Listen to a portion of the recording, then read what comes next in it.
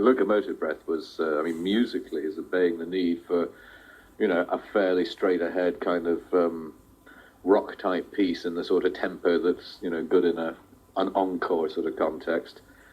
But then sticking on the front of it this sort of long piano preamble, you know, which has always been a feature of the song, and a feature probably most annoying to keyboard players subsequent to John Evans, who was the author of that piece, because with what was a structured but essentially improvised sounding piece,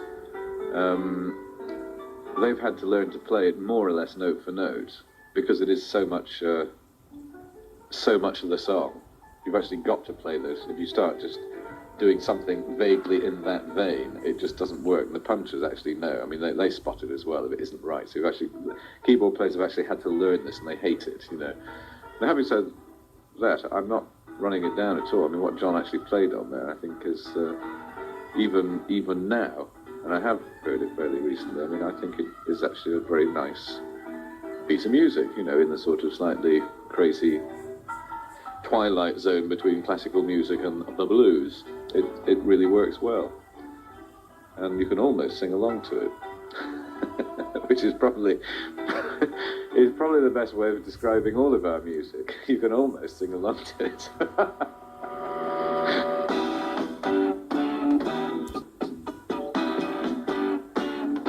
In the shuffling madness of the locomotive breath,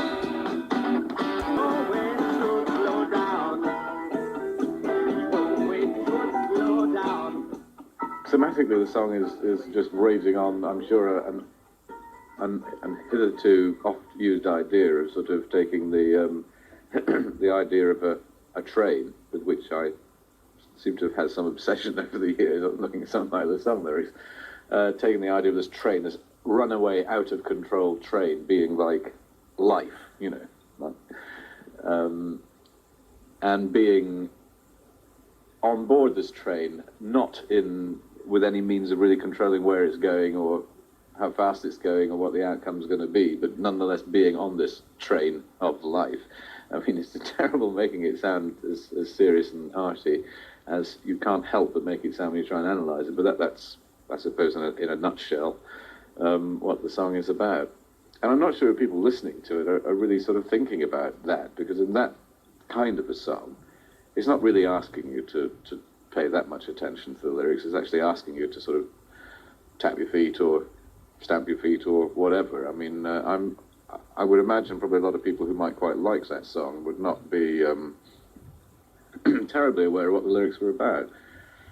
Whereas a lot of the songs that I write, I hope, would at least be, if not begging, at least sort of putting it to the listener that maybe it's worth actually listening to the lyrics. There's maybe something in there that's of relevance and is not just part of the musical accompaniment, you know.